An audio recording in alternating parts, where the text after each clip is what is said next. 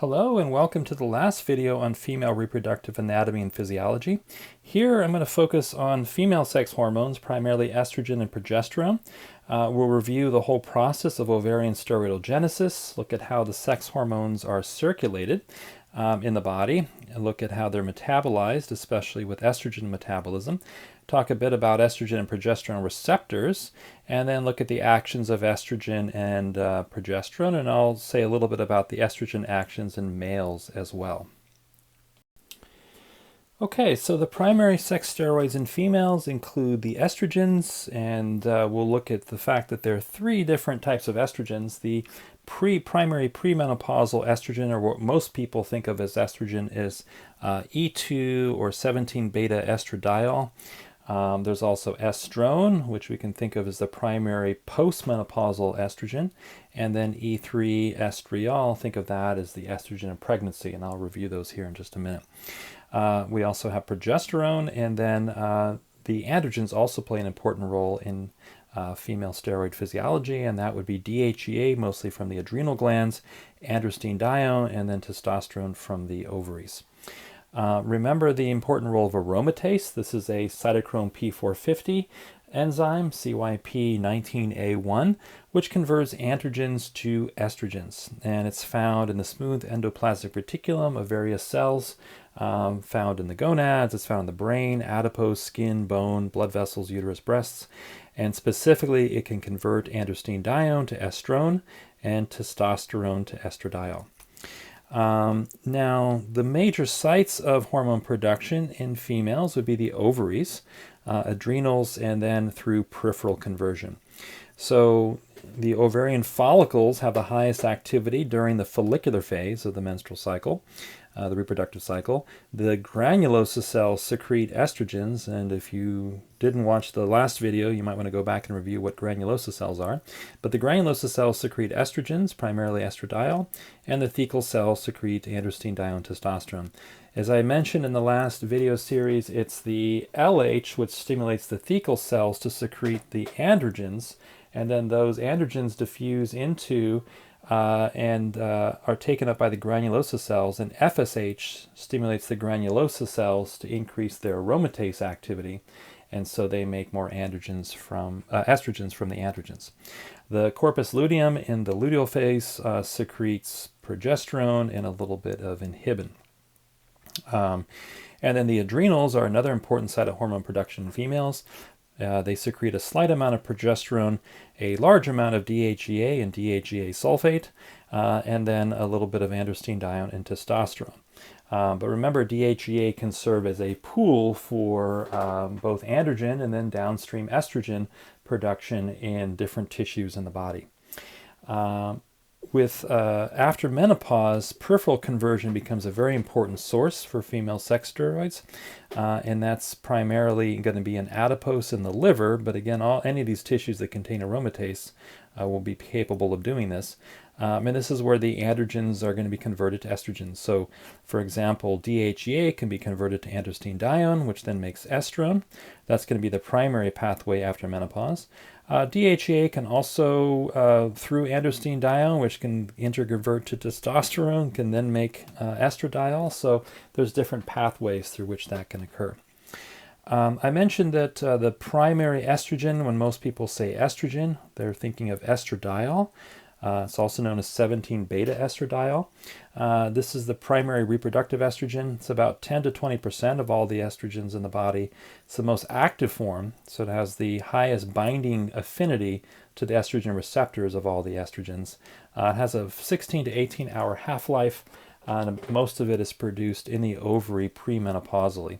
We sometimes hear it being said this is the most carcinogenic, in the sense that I'll talk about this with estrogen metabolites. Certain estrogens tend to increase the likelihood of cancer formation, cancer development, and that's partly because estrogens are very pro-growth, very anabolic in their nature. So if we do have cancer cells that express estrogen receptors, then the estrogen stimulation can cause those cells to grow. Estrone, I mentioned, is the primary postmenopausal estrogen, and it's about So same amount as estradiol, about 10 to 20% of all estrogens. It's has a 12-hour half-life. It's a little bit weaker than estradiol at being able to bind to the estrogen receptors. And we'll see, importantly, it's going to bind to some different estrogen receptors than the estradiol, but I'll come back to that. About 50% of estrone is made in the ovary. The rest is from peripheral conversion of androstenedione in organs like adipose, hair follicles, and liver. And then estriol, the estrogen of pregnancy, is about 60-80% of all estrogens. It's the least potent, has about a 6 to 8 hour half-life, and it is largely secreted during pregnancy from the placenta. There's a lot of interest, especially in hormone replacement therapy, and I'll talk about that in depth in the reproductive pathology videos. But there's a role of estriol being combined with estradiol in hormone replacement therapy. And the idea is that estriol might have a protective effect from just having estradiol stimulation. So those are the three important types of estrogens that we need to be familiar with. Now, in the ovaries, the process of steroidogenesis is the same as we've seen in the adrenals and in the testes.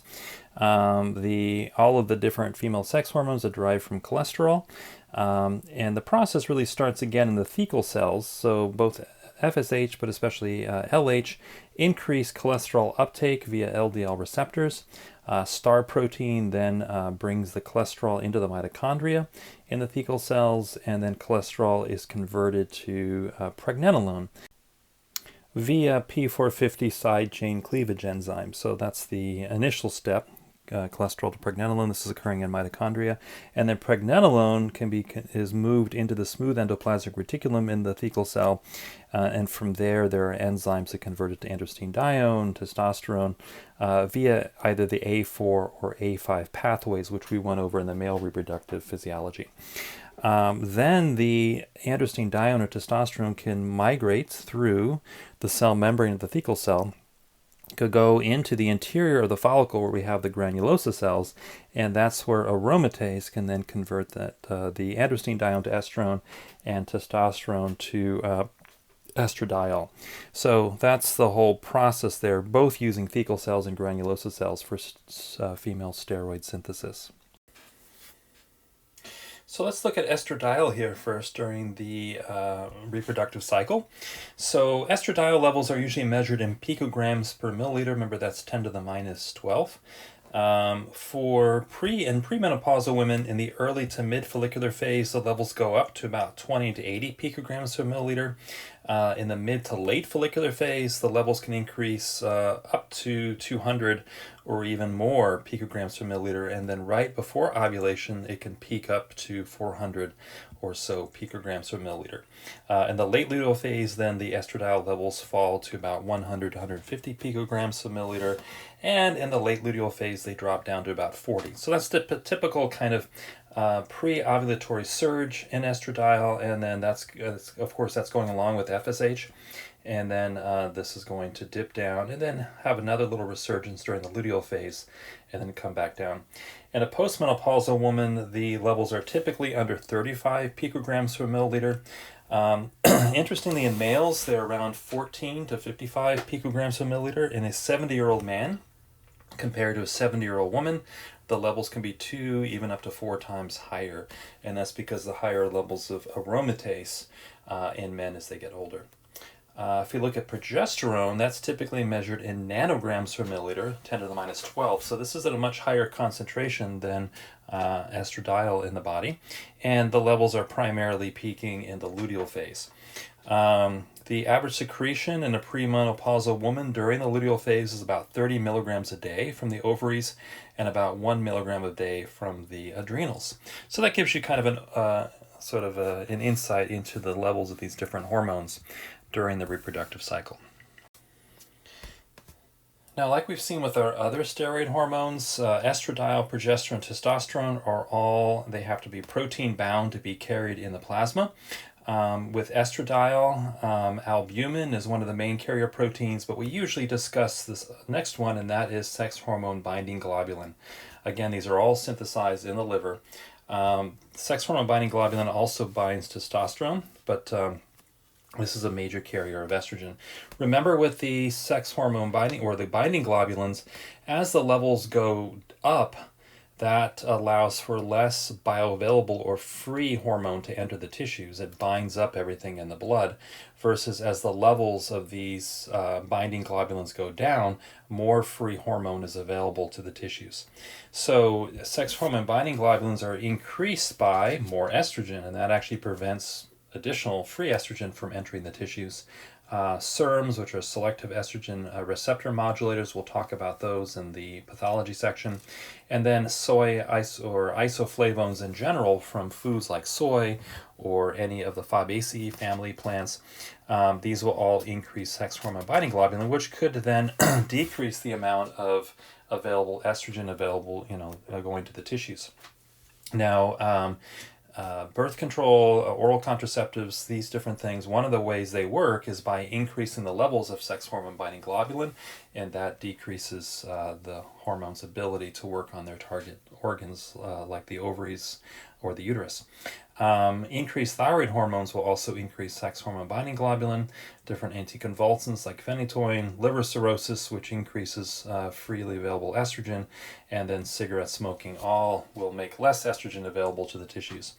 Androgens, glucocorticoids, progestins, low thyroid, increased insulin, growth hormone, all will decrease sex hormone binding globulin, and that will allow more estrogen to be available to the tissues.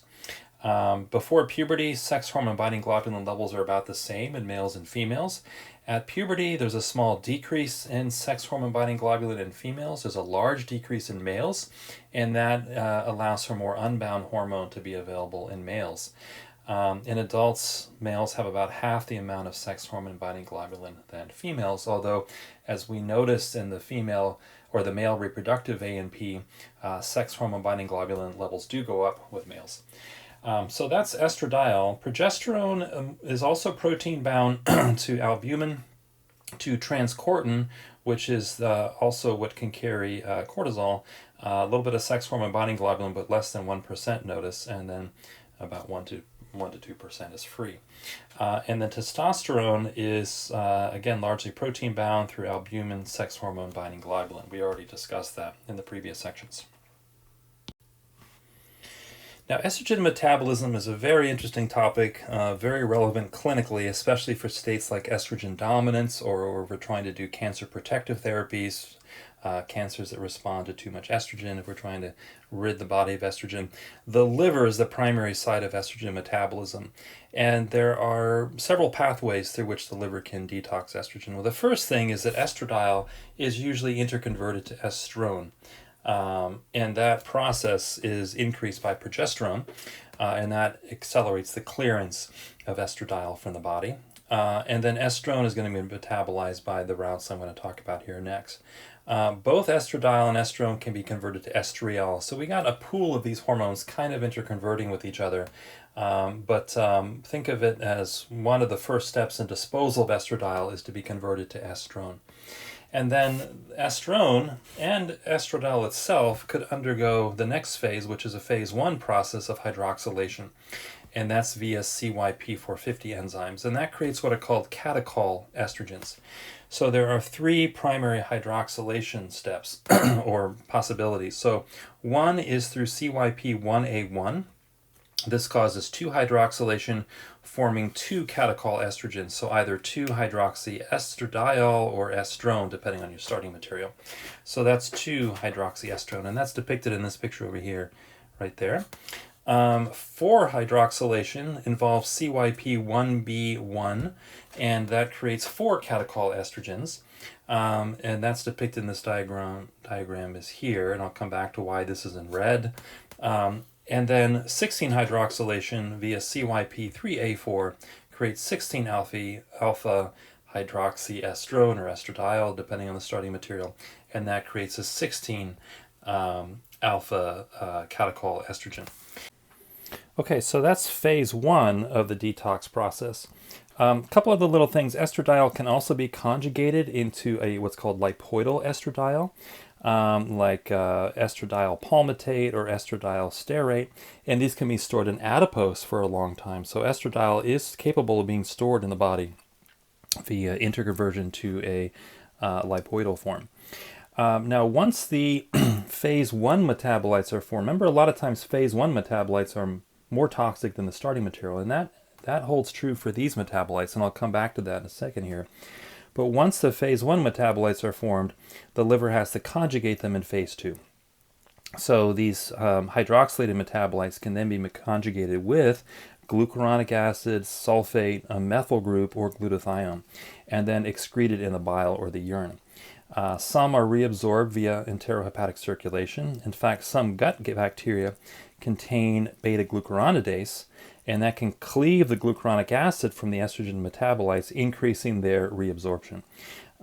Fiber, lactobacilli, calcium D-glucarate, which is given as a supplement, can inhibit beta-glucuronidase, and so that's why we sometimes see those being used for high estrogen states, estrogen dominant states.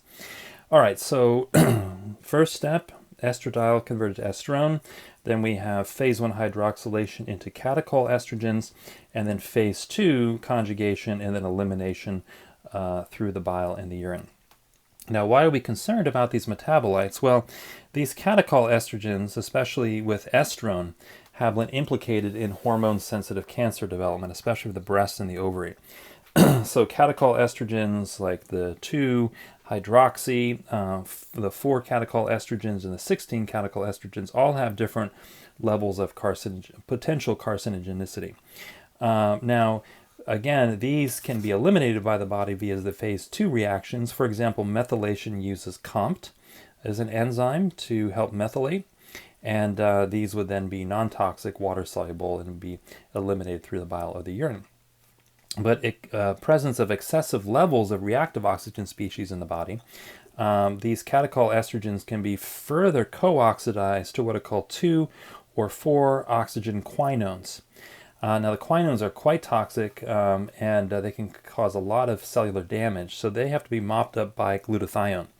But if glutathione levels are low and reactive oxygen species are high, these catechol quinones can bind to DNA, and that we think could trigger cancer.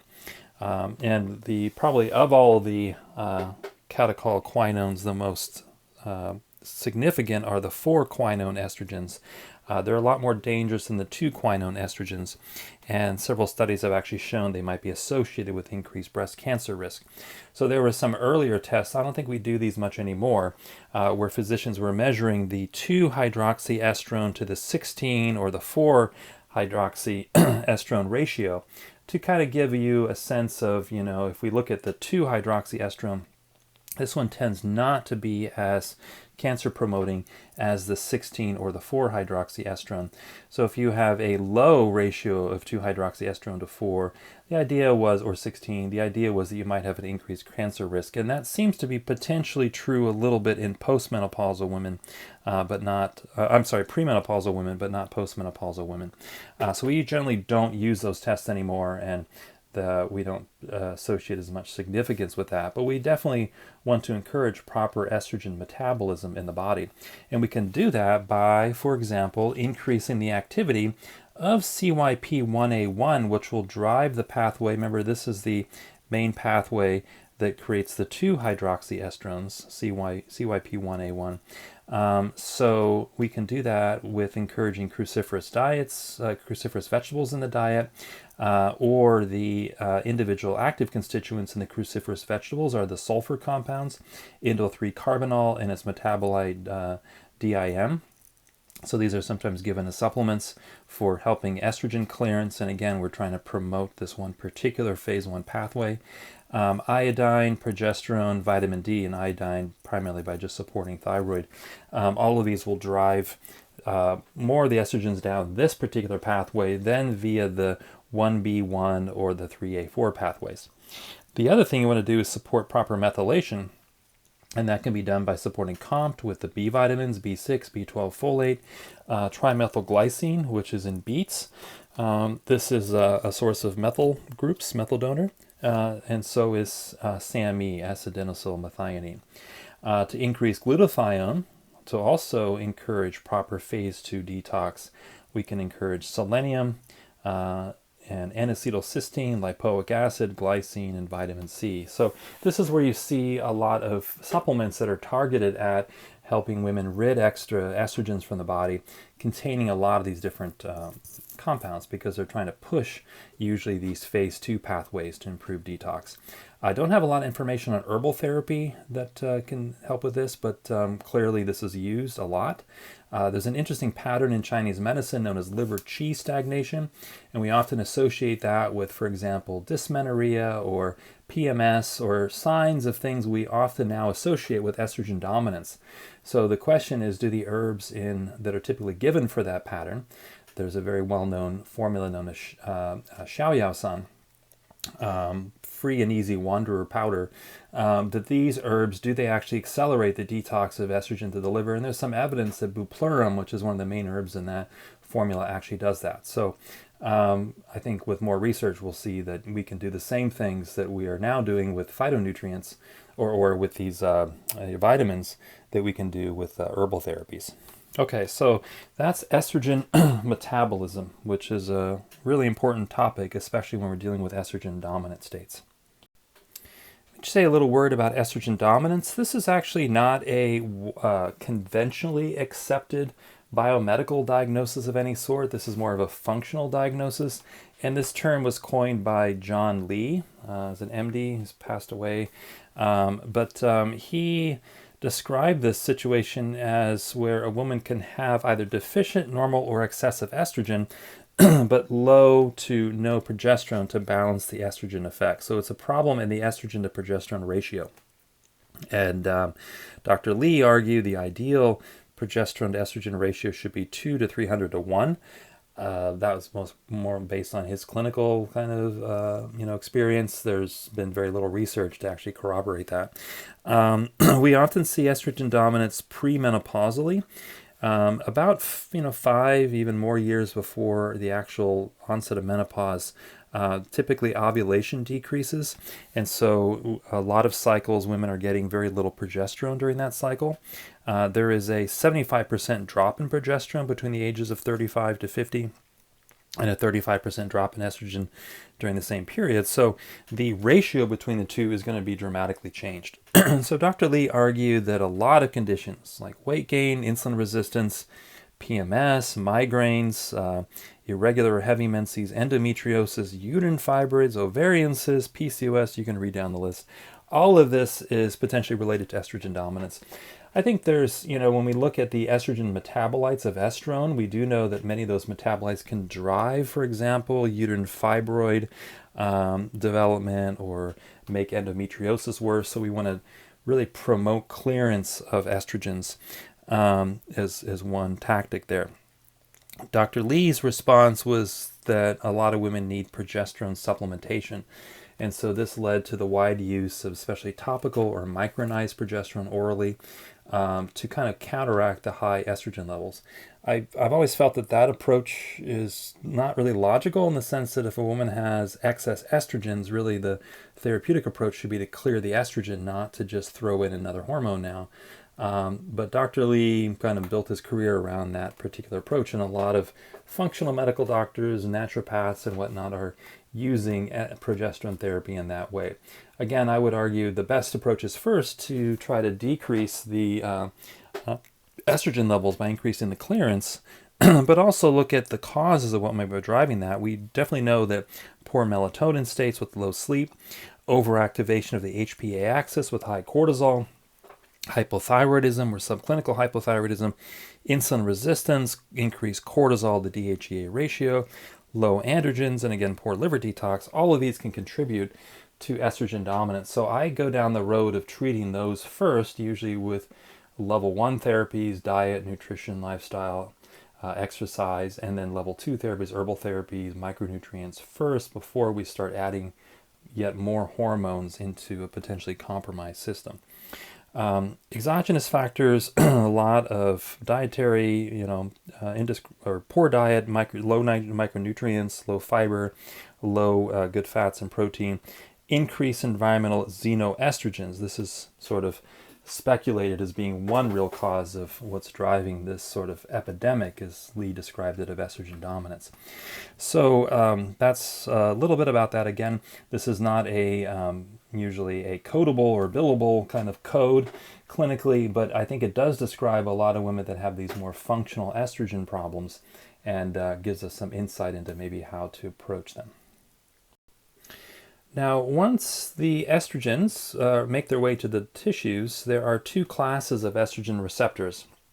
So the classic estrogen receptor is the nuclear estrogen receptors, and these promote genomic effects, and there are two different types, estrogen receptor alpha and estrogen receptor beta, and these are intracellular. The estrogen ER complex then, usually which is located in the cytoplasm, translocates into the nucleus, then it binds to response elements in the DNA, and that increases RNA synthesis and protein synthesis. Now, we've also discovered membrane-bound estrogen receptors, MERS. These are G protein receptors. They give non-genomic, more metabolic effects, and we're not really sure the details of how they work. But like most G protein receptors, they give a much more quick response to estrogen stimulation than the nuclear receptors do. Nuclear receptors, remember, take a couple of days to really become active and to start that whole process of gene transcription and translation. Now, the nuclear ERs are distributed in different tissues differently. So ER alpha is, think of that as your classic estrogen receptor that's found in the sex hormones like the endometrium, breast, ovarian stroma, hypothalamus. This is the one that's found mostly in estrogen receptor positive breast cancers. That's mostly alpha. Now, you have to be very careful. It's never as clear in the body as this is only found here, that's only found there. There's always crossover. So there are estrogen receptor positive breast cancers with beta receptors, but by far the majority are alpha receptors. So this stimulation of alpha is going to stimulate growth of the endometrium, going to stimulate development of the breast, it's going to stimulate the ovary processes and the follicular development, and so forth. So this is our classic kind of estrogen effects in the body. The beta receptors, also known as ER2, are found in the ovaries and the granulosa cells, but also the kidney, the brain, the bone, heart, lungs. So in the case of the heart, it's also in endothelial cells. It's also found in males in the prostate, intestinal mucosa. So we think this is maybe a protective estrogen receptor. So when estrogen binds to this, we get what we might call all of the good effects of estrogen in adults, which is to protect bone, blood vessels, the brain, nerve tissue, all of that. Progesterone increases the binding affinity of estrogens to ER2, so progesterone shunts binding towards this receptor, which is maybe some of the beneficial roles of progesterone is also has to do with the shifting the binding affinity.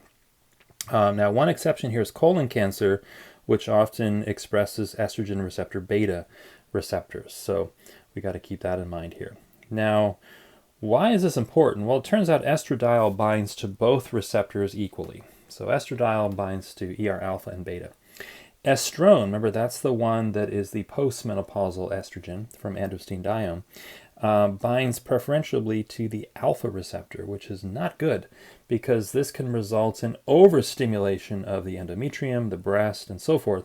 And so this is why we sometimes think of estrone, and especially some of those estrone metabolites, which have a very high binding capacity to this alpha receptor, is having a negative effect, maybe being more cancer promoting or even having negative cardiovascular effects and so forth.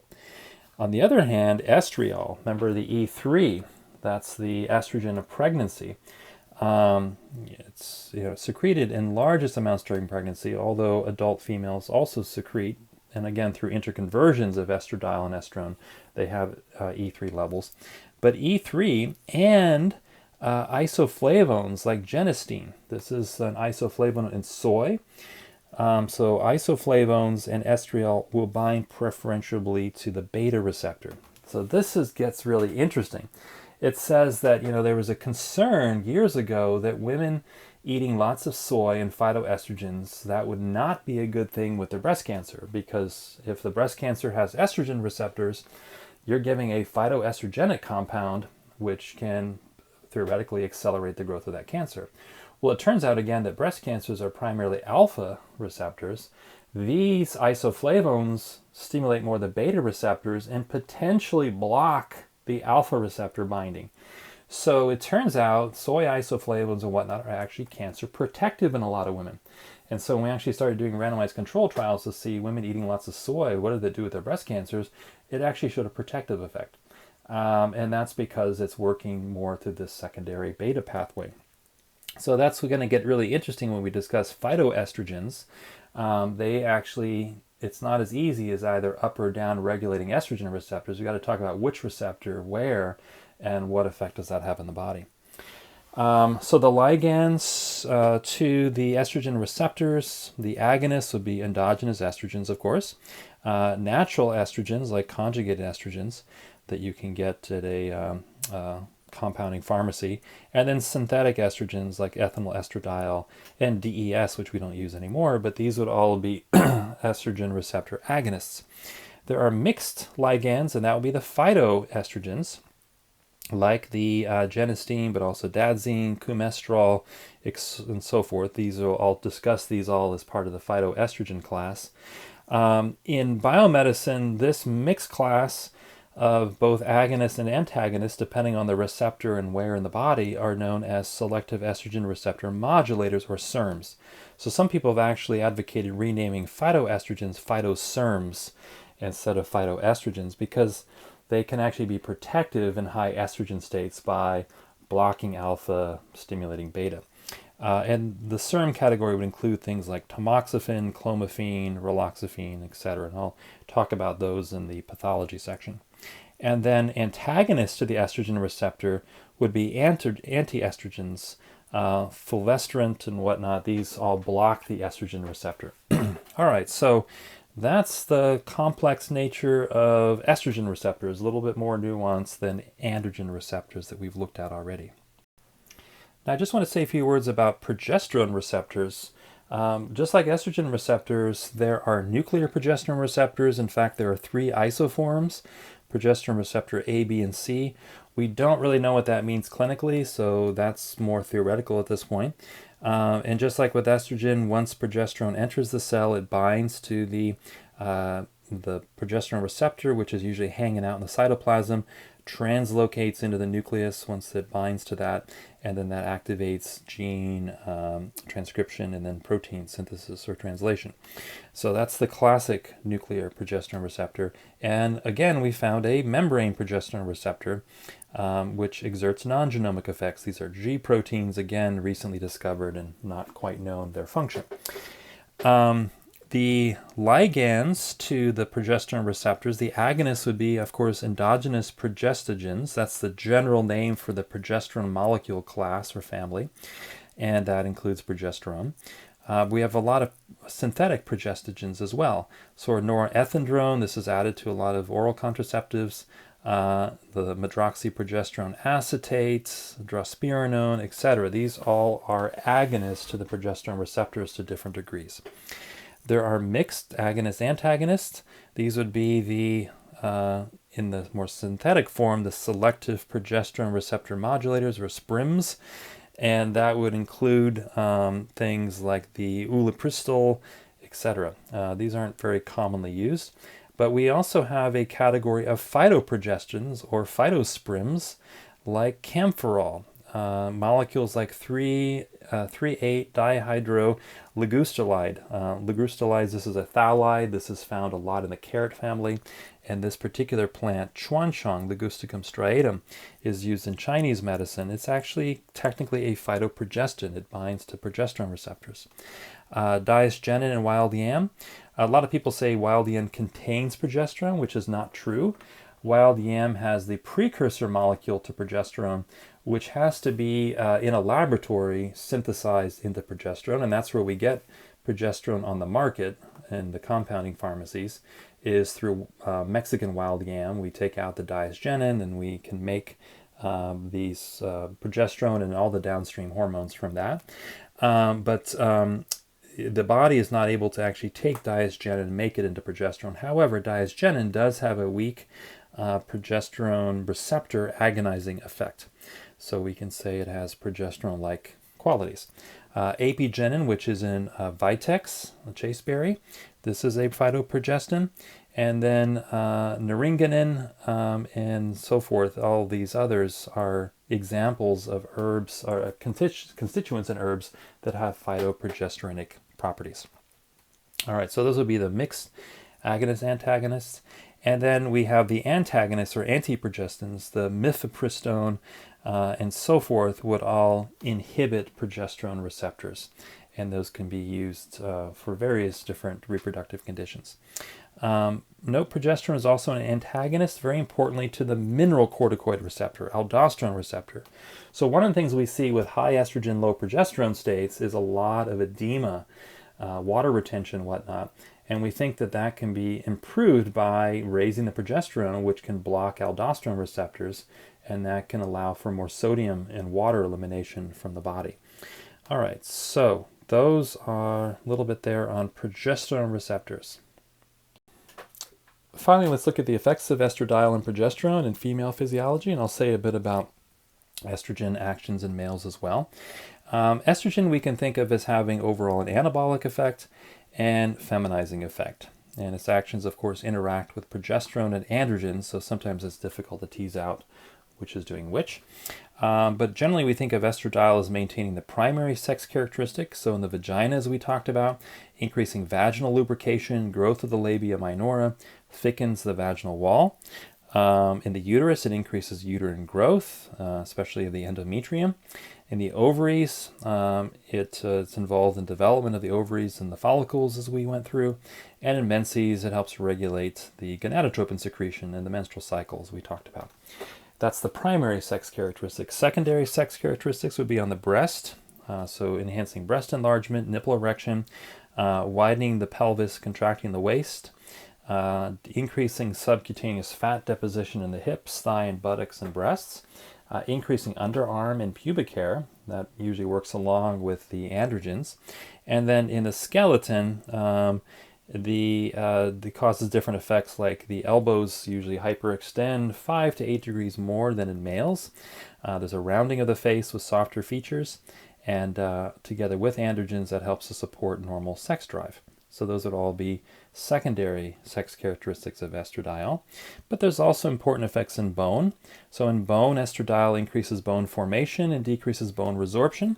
At puberty, it promotes the closure of the epiphyseal plates.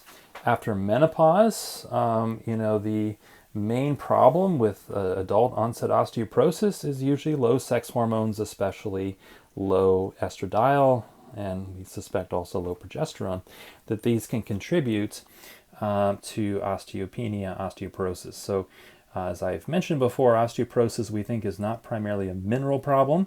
It's a problem of forming the bone matrix, which is living bone protein, and that is secreted by osteoblasts, and they are essentially what we find is the estrogen can actually inhibit the osteoclasts, which tear down the bone.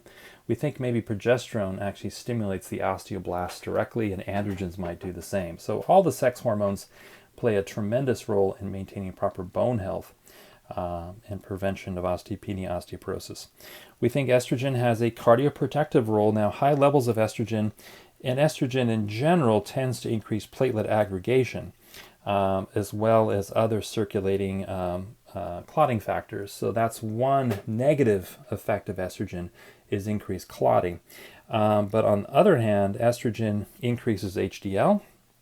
It also decreases LDL and fat deposition, and that tends to decrease the incidence of cardiovascular disease. So we find in premenopausal women, they generally have a much lower cardiovascular disease risk of males matched to the same age, but postmenopausally, a woman's cardiovascular risk goes up to be the same as a male's. The estrogen also increases neutrophils, and there are some tests out there that actually look at white cells and especially neutrophil levels as indicators of estrogen status. That's not commonly done, but there is a movement I discussed known as orthobiogeny and orthobiogeny, they look at what's called the biology of functions, and they look at these different ratios, for example, the neutrophil to white cell ratio, and that can tell you something about estrogen status. In the lung, estrogens promote lung function by supporting alveoli and surfactant, increases fluid in the body by increasing sodium and water retention. So think of estrogen as making you puffy and increasing that water retention. It also tends to increase cortisol, but also increases sex hormone binding globulin, which binds up a lot of extra estrogen to prevent it from overstimulating the tissues. In the GI tract, estrogen tends to decrease bowel motility and increases cholesterol secretion into the bile, which could be a real problem. And we think this might lead to gallstones. And that's definitely one of the risk factors, is being female, 40, fertile. You know, those are the main risk factors that tend to increase cholesterol, gallstones. And so I'm always looking at in a woman with gallstones, you know, what's going on with her progesterone, estrogen to progesterone balance, because progesterone can help inhibit those processes. In the skin, the estradiol stimulates collagen and elastin production along with progesterone. So that decreases, so we see in decreased estrogen skin aging, decreased collagen, decreased capillaries and ground substance, decreased sebum, and decreased skin hydration, so dry, wrinkled, aged, thin skin. So estrogen is a major hormone to maintain proper skin health. In the brain, it acts as a neurosteroid, very important for CNS function. It's neuroprotective. It improves myelination and synaptic functioning, but importantly, it improves serotonin activity. So I already talked about how androgens seem to support dopamine activity. Here with estrogen, we find serotonin activity being supported through different mechanisms. So it increases tryptophan hydroxylase, which is going to be important for manufacturing serotonin, and then decreases MAO, which is the what breaks serotonin down, and decreases serotonin reuptake. So it's a natural serotonin reuptake inhibitor. So very strong antidepressant effect to estrogen. And I've seen women who have gone into menopause and their estrogen levels just plummet, developing serious suicidal depression that isn't corrected until we reestablish the estrogen levels. So that's something to think about. And then on mood and behavior, estrogen improves cognitive function to varying degrees depending on the menstrual cycle, tends to decrease depression, decrease OCD, and decreases binge eating by increasing serotonin. So binge eating, we know, is associated with low estrogen, high progesterone, especially during the mid-luteal phase. That's one of the protective roles of estrogen there as well. Okay, so lots of roles outside the primary and secondary sex characteristics for the actions of estradiol. Now, as you can imagine, the effects of estrogen are more demonstrable in females than in males. In males, estrogens are produced in the testes, as we saw in a small amount by the Sertoli cells that help with sperm maturation, from the adrenals, and then mostly from peripheral conversion via aromatase activity, and aromatase is very rich in adipose. Estrogen receptor alpha and beta receptors have been found in males in many tissues, including the reproductive tract, the brain, cardiovascular system, bone, etc. So they are all over the body. We think in terms of sexual function, the estradiol, or the estrogen, especially estradiol, modulates libido. Again, it helps with spermatogenesis pretty much at every level. And we do find estrogen receptors in the penis, and we think erectile dysfunction might be partly associated in some cases with low testosterone and high estrogen.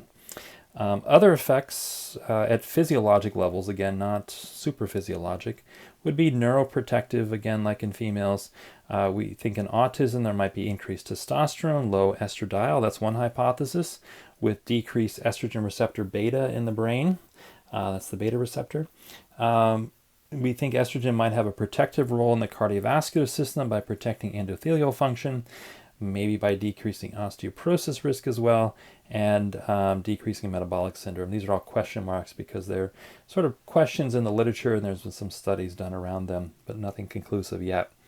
We usually, though, think of estrogens in males as having a negative effect, and again, maybe inhibiting libido and erectile dysfunction, inducing gynecomastia, male breast development. But one of the big areas is maybe that testosterone is continuously aromatized to estrogens in abdominal fat, and this increases abdominal adiposity. We also think it might inhibit muscle mass formation, and paradoxically, elevated estrogens in males might lead to more depression. That's partly because, remember, there's different types of depression, and so that would be more of a low dopamine or low norepinephrine type of depression. Increases the risk of diabetes, cardiovascular disease. Going back to our discussion with the prostate, one hypothesis is that as men age, they get more estrogen, they get more dihydrotestosterone, or about the same dihydrotestosterone, but it's the elevated estrogen now, which promotes the dihydrotestosterone in the formation of BPH and potentially prostate cancer. So again, those are hypotheses. So those are some of the either known or suspected effects of estrogens in males. Finally, I want to say a few words about progesterone. I'll focus on the actions in females. Not a whole lot is known about progesterone in males. Again, this is a type of progestogen, which is the name for that general class of progesterone-like molecules. It's the main progestogen in the body. Produced mainly in the ovaries during the luteal phase from the corpus luteum, and it binds to, again, both nuclear and membrane progesterone receptors. The effects are often amplified in the presence of estrogens, so we can, one hypothesis is that estrogens actually upregulate the expression of progesterone receptors, thereby making progesterone effects more, the body more sensitized to progesterone. One very important metabolite of progesterone is allopregnenolone, which is found at high concentrations in the brain. So we'll see one of the interesting areas of research is looking at the effects of progesterone in brain health and brain development. So we usually think of progesterone as the hormone of pregnancy. It's secreted by high levels during pregnancy by the placenta. And this is going to help convert the, of course, endometrium to the secretory stage during the luteal phase of the menstrual cycle. But it also helps thicken cervical mucus, making it impenetrable to sperm in the second half of the menstrual cycle. It activates sperm before fertilization. It opposes the trophic effects of estrogen on the endometrium, so it helps to mature the endometrium. And that's going to be very important because we'll see with estrogen replacement therapy, if a woman has an intact uterus, she has to take progesterone as well with that. Otherwise, the estrogen will lead to unopposed growth and thickening of the endometrium, and that increases the risk for endometrial cancer. So progesterone has to be taken alongside of that. The progesterone also increases, it has almost an androgen-like effect. It increases core temperature during ovulation. So at ovulation, the core temperature goes up by about a half a degree, and that is the effect of progesterone. When the progesterone withdraws, that's the signal, again, that initiates menstruation. If there's no ovulation, there's no corpus luteum, and or corpus luteum doesn't properly develop, and so we get what's called an anovulatory dysfunctional uterine bleeding from that, and that's associated with low progesterone. Progesterone decreases maternal immune responses during implantation and gestation, and that's why we think also during pregnancy a lot of autoimmune disease seems to miraculously disappear. And one hypothesis is it's the high levels of progesterone, potentially also estriol, which help downregulate or push the immune response more towards a Treg immune response, a regulatory immune response, versus a Th1 or Th17, which is associated with autoimmunity. Progesterone also decreases contractility of the uterine smooth muscle. It inhibits lactation during pregnancy, and it's the fall in progesterone after delivery that's going to trigger lactation. And the fetus uses placental progesterone to make its adrenal steroids. So remember, in that adrenal steroid pathway, steroidogenesis, our first step is conversion of cholesterol into pregnenolone, and the very next step is to make progesterone in the adrenals. And so the fetus can actually use the progesterone from the placenta to make its adrenal steroids. Other roles of progesterone, it works with estrogen and prolactin in breast development. There's mixed evidence in breast cancer that progesterone is either both causative and or protective. There are many breast cancers which are both estrogen receptor and progesterone receptor positive. So that's one of the ways we assess breast cancers, is to see if they have those receptors. Skin, but let me go back to that. If there's an estrogen receptor negative breast cancer, the progesterone could potentially be protective in that it would inhibit more the estrogen activity at the estrogen receptor on that cancer. In the skin, along with estrogen, it increases collagen production, improves elasticity, decreases wrinkles. And with libido in females, both progesterone and allopregnanolone together with the testosterone are important mediators. And then it's a potent antagonist, as I mentioned, of the mineralocorticoid receptor, so it has anti-mineralocorticoid effects. In the lung, it's a bronchial antispasmodic. I tend to think of progesterone as having a lot of androgenic-like effects, and that's why we see a lot of crossover here with androgenic and testosterone and even DHEA properties. In the brain, I mentioned allopregnanolone is a major metabolite of progesterone, and this is an important neurosteroid. So it has essentially neuroprotective, neurogenic effects, regulates neurotransmission and myelination. It's an antagonist at acetylcholine receptors, at the nicotinic receptors, but it is a positive allostatic modulator of the GABA receptor. So we can think of progesterone and allopregnanolone as essentially upregulating GABA versus estrogen upregulating serotonin and the androgens upregulating dopamine. So that's a helpful crossover, I think, between the neurochemistry and the endocrinology. It enhances the function of serotonin receptors, so there's some crossover there with that. And then it is protective to the brain in traumatic brain injury by decreasing glutamate excitotoxicity. So lots of a broad spectrum role of allopregnanolone here in the brain. Again, close metabolite of progesterone. So here's just a little chart comparing estrogen versus progesterone effects. So again, estrogen causes the endometrium to proliferate, which would increase, if unchecked, the risk of endometrial cancer, and progesterone maintains the secretory endometrium, and decreases endometrial cancer risk. Estrogen stimulates breast growth, may lead to breast cancer if in excess, and we think progesterone has protective effects on the breast. One area is actually to protect against fibrocystic breast. So that hard kind of nodular breast tissue we think is related more to high estrogens, low progesterone, and progesterone could have a protective role there. Estrogen tends to increase body fat. We think progesterone has more of a fat catabolism action. I mentioned estrogen increases the risk for gallstones by increasing the density of cholesterol in bile, whereas progesterone, we're not sure, but potentially has a protective effect here. Estrogen restrains osteoclast function in bone to prevent it from tearing bone down, versus the progesterone seems to have a direct effect on osteoblast, to increase bone growth itself. Estrogen reduces vascular tone, progesterone restores vascular tone. Estrogen increases the risk of blood clots, as we saw, whereas progesterone normalizes that. And then estrogen increases sodium water retention, and that is opposed by the anti-mineralocorticoid effects of progesterone. So this is why some people talk about progesterone as the wonder hormone for women, because it has all these anti-estrogenic-like effects. Again, we have to look more nuanced at that. Could it be that we just need to clear more estrogen from the body and so forth? So that is a little overview here of progesterone. And that is a wrap for the anatomy and physiology of the female reproductive system. So hopefully this gave you a little bit more insight into the major hormones and their physiologic activities in the body. Thanks for listening.